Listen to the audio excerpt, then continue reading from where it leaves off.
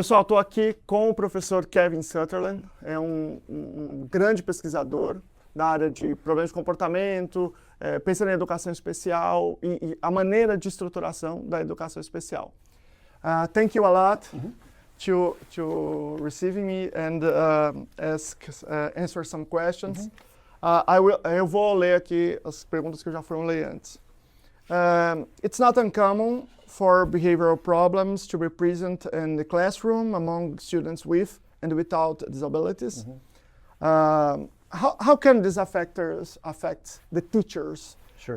Emotionally and professional?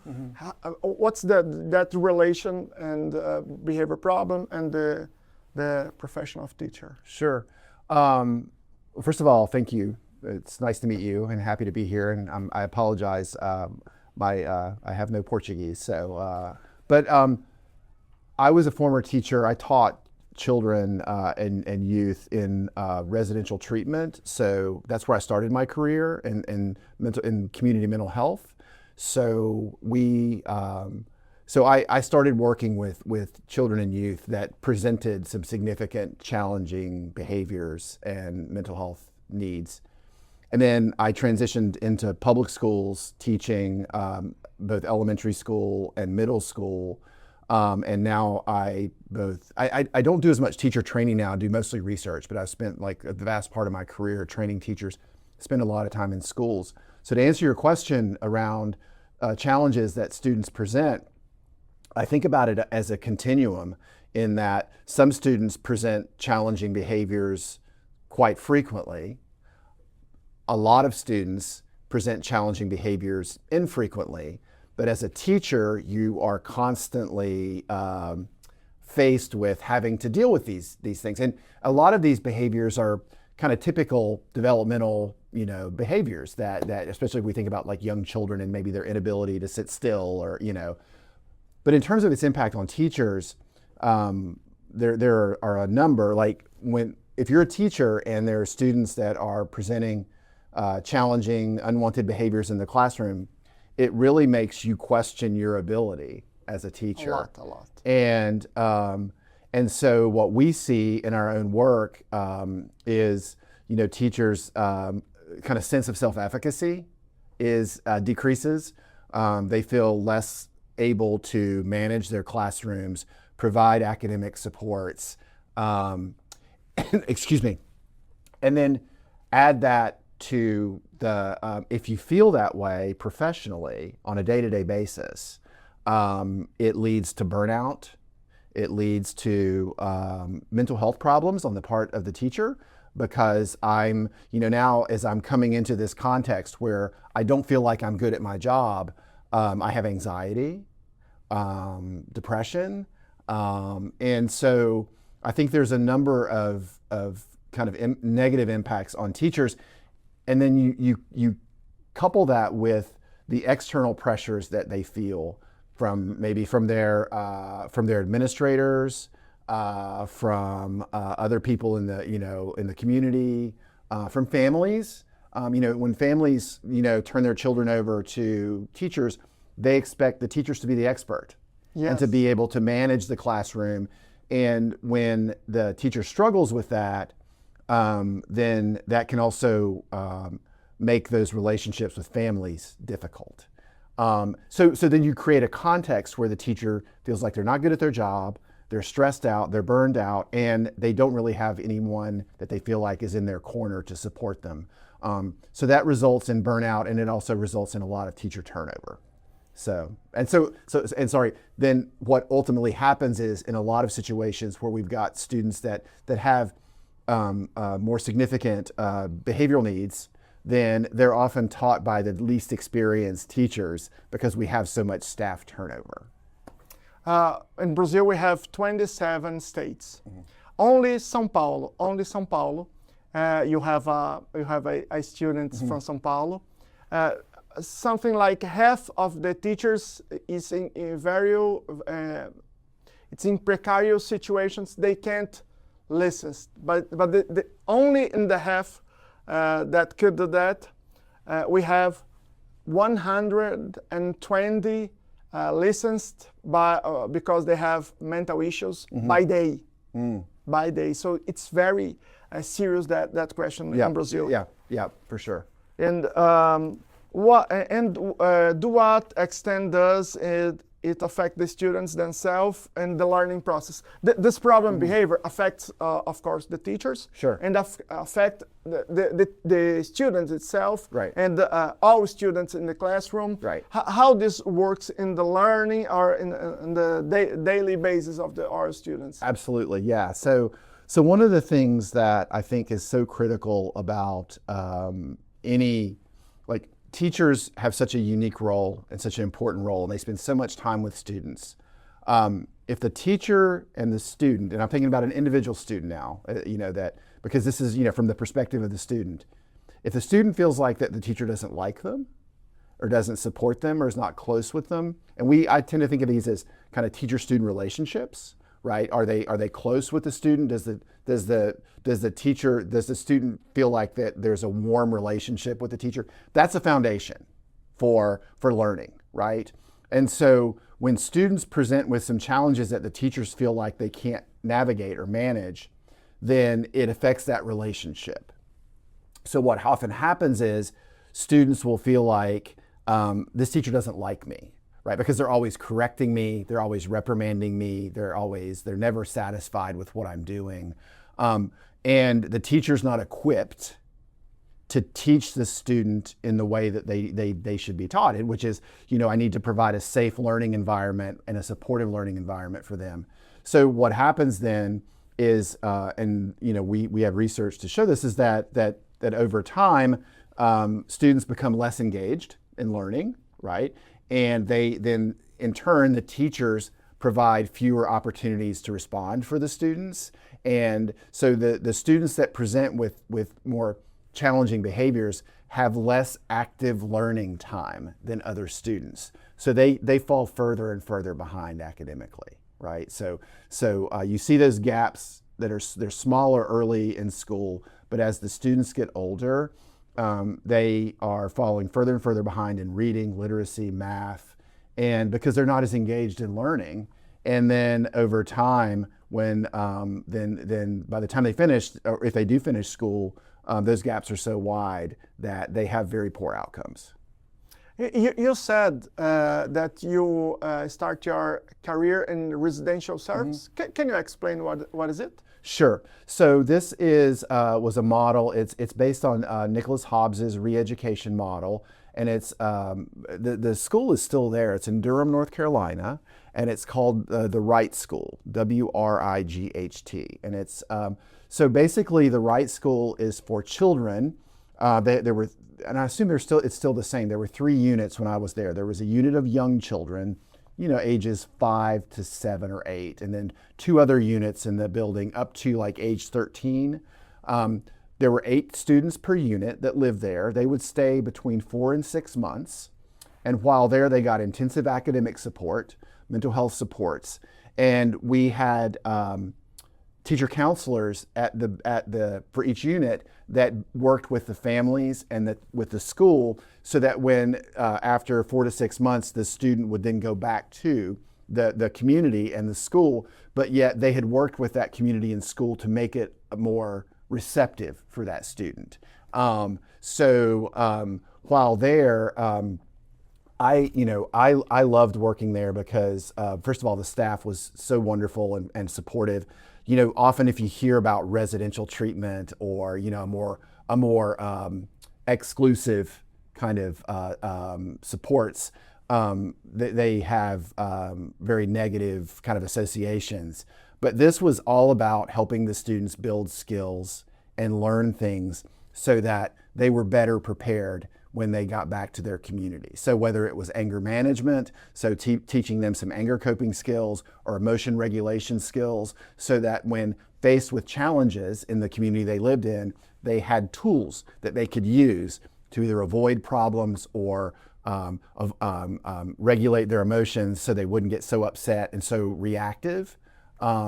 So that was, and that really helped set the stage for me when I was a teacher, because I had a better understanding of, it's not just what's going on in my classroom right now with this student. It's what's going on with them at home. What's going on with them in the community? What happened to them this morning on the way in? Did they get enough sleep last night? Did they have breakfast? There's all these factors that play into how students are able to learn. And as teachers, we have to be attuned to that so that, you know, some days I know that this student is not going to be in as good a position to learn because of some things that happened at home. If I've got a relationship with that student, they can let me know this, and then I can work with them, as opposed to placing demands on them in a where they're not in a mental or emotional state to be able to respond. I'm living in the border of Chapel Hill and Durham. I will try to go there. Yes, a friend of mine is the director there now. So if you want to visit, I'll reach out to him and see.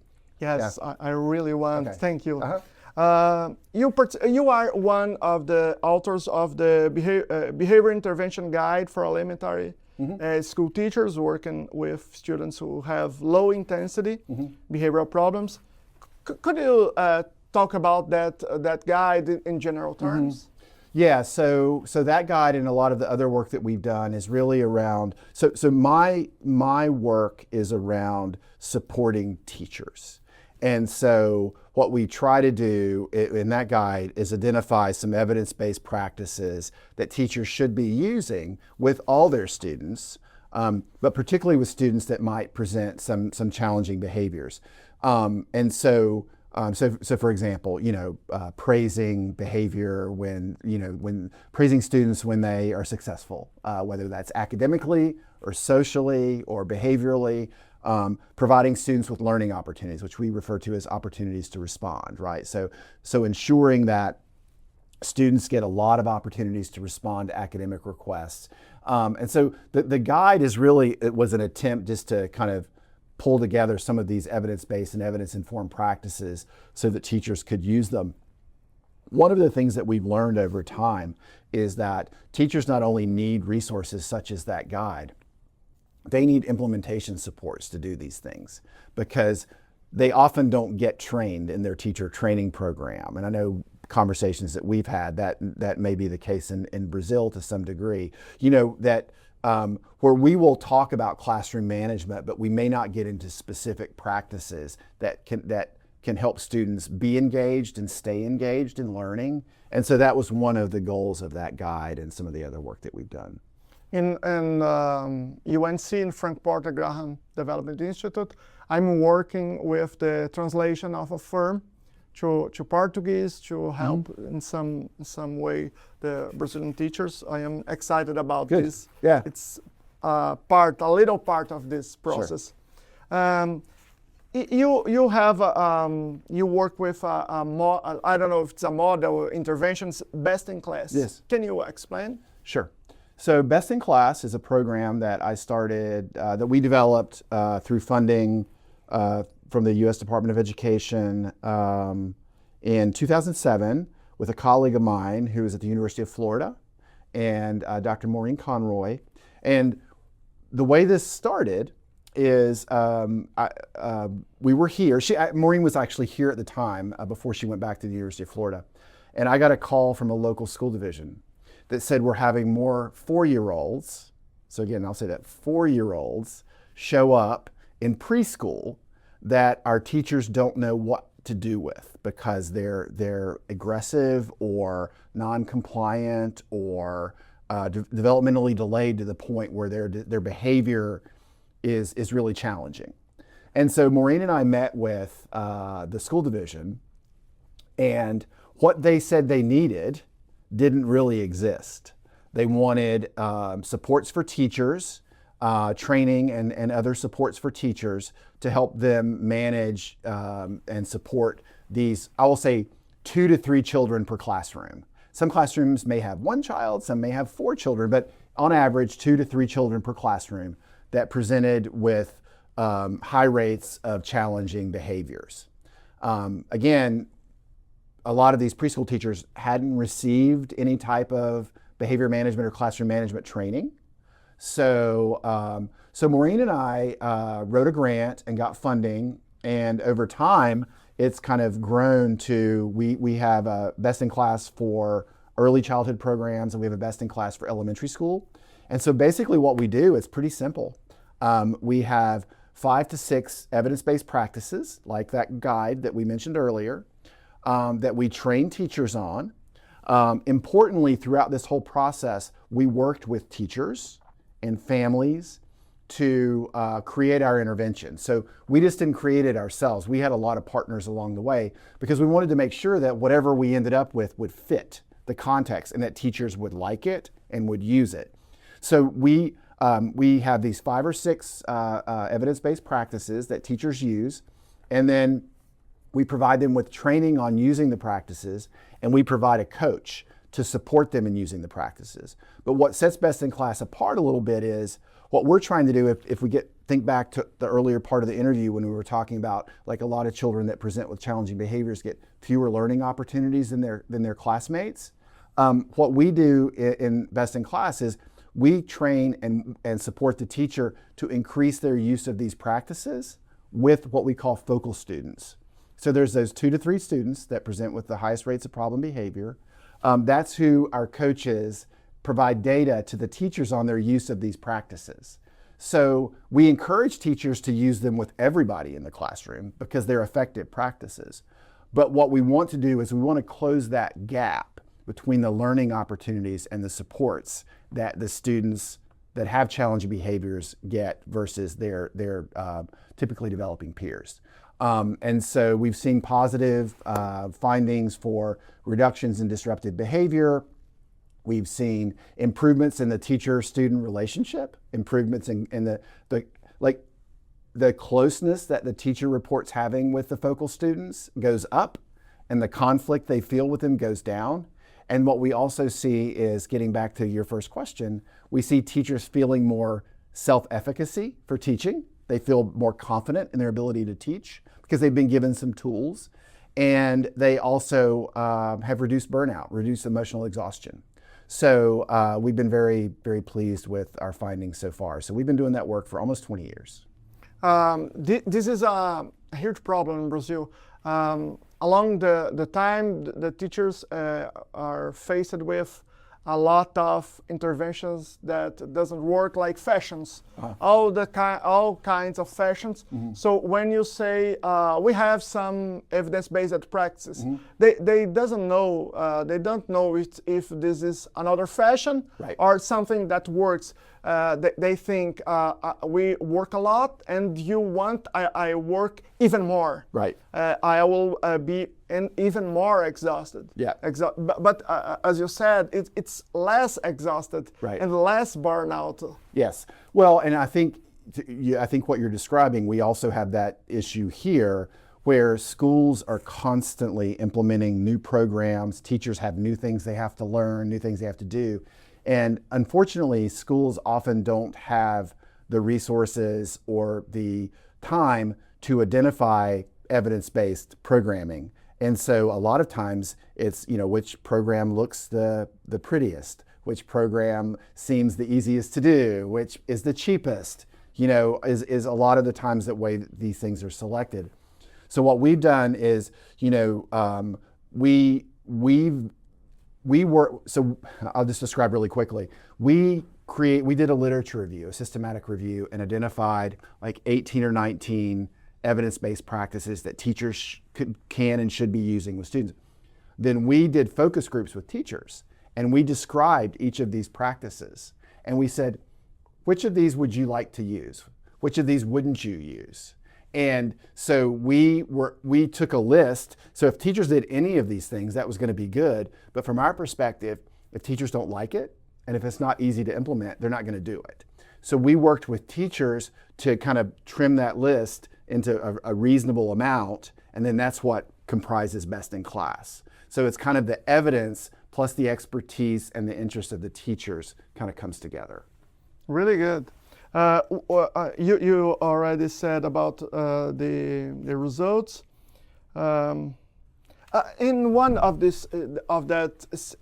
studies about Best in Class, you analyzed specifically the fidelity, the impacts of the fidelity of the implementation. Right. Can you talk about it? Yes. Yeah, so that's a really important aspect of our research and something that we've spent a lot of time on is, so we think about fidelity of implementation from the perspective of the teacher is, are they using the practices with the focal students, and how well are they using the practices? When we train the teachers and our coaches support the teachers, we have these things called quality indicators. So when a teacher, so for example, if a teacher is trained to praise the focal student when they're on task or when they answer a question correctly, or, it's important that the timing of that statement happen right after the student performs the desirable behavior.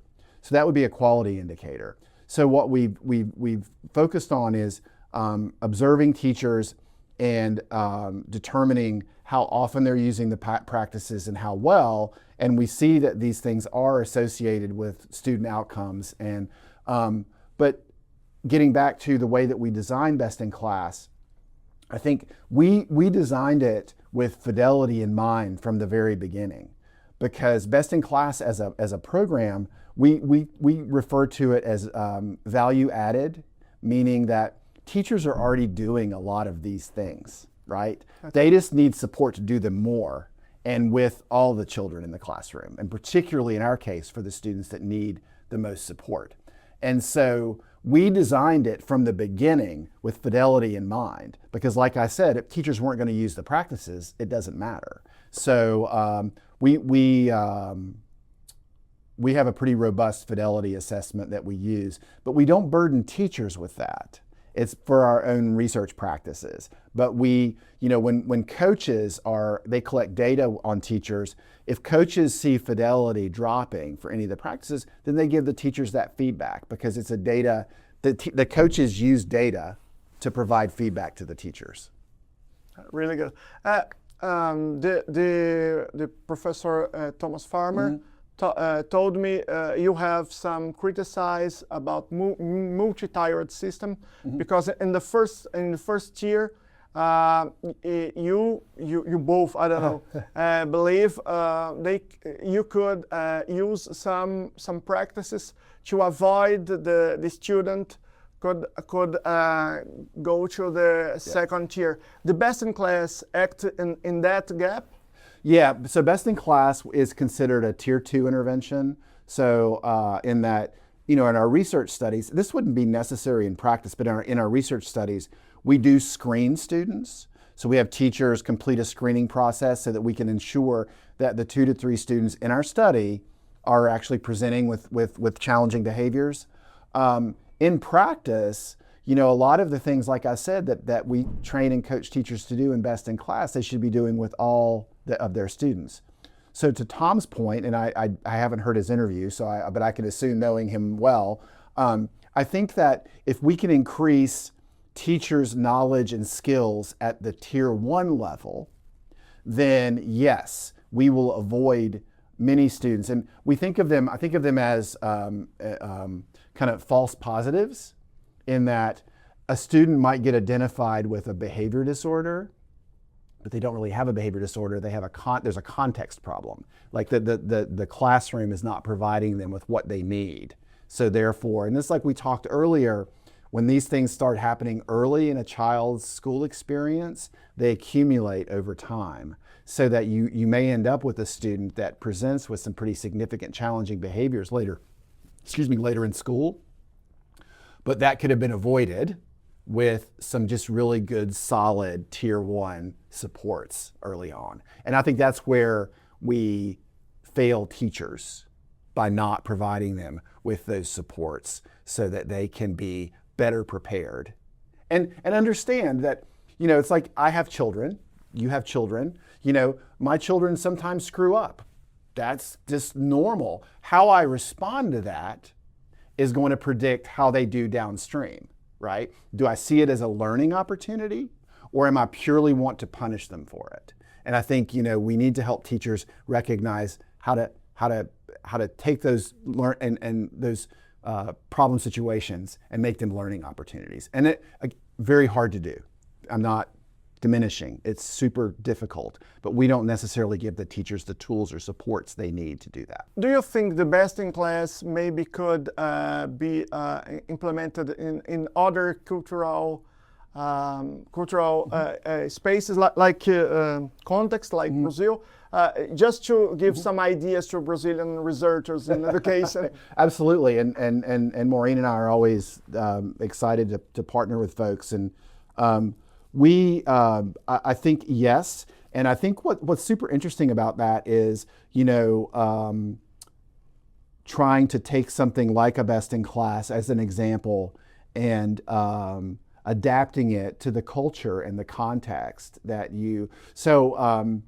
I think to do that you would need some Brazilian researchers and teachers that could work with us to make the necessary changes to make it fit in what you need. So it's like I said earlier, going back to, we had this idea about focusing on fidelity from the beginning to make it fit the context and be something that teachers felt good about and that they liked and that they wanted to use. And the same thing would be, in Brazil is how would we be able to adapt it so that teachers would want to use it and it would sustain over time. So I think those would be good, interesting questions to ask.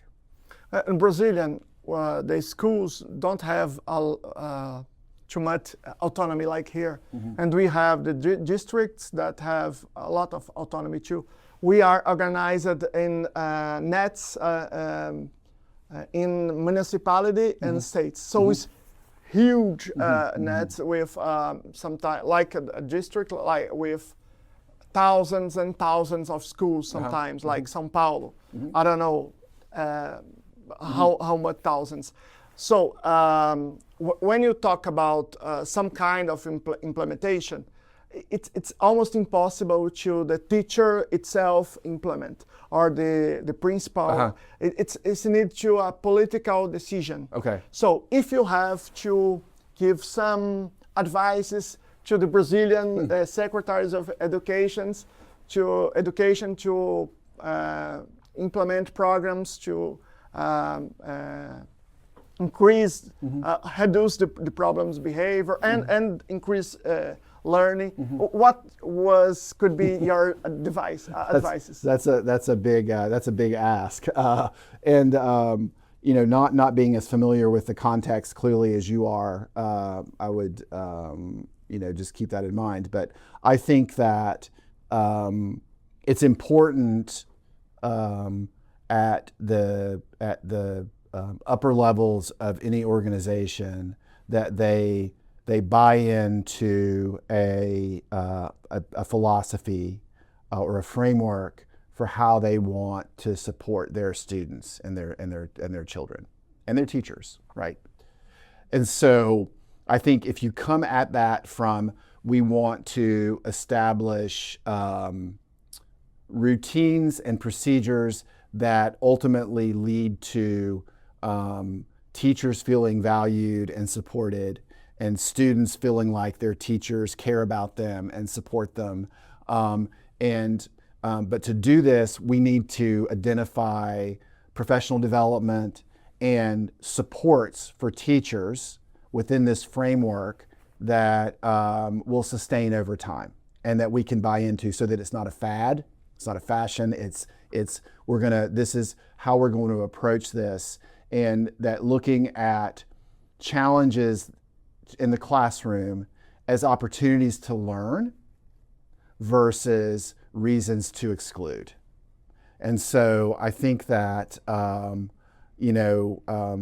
teachers have such a huge influence on their students, and yet we don't value teachers. I know in America, as a society, we don't value teachers as we should.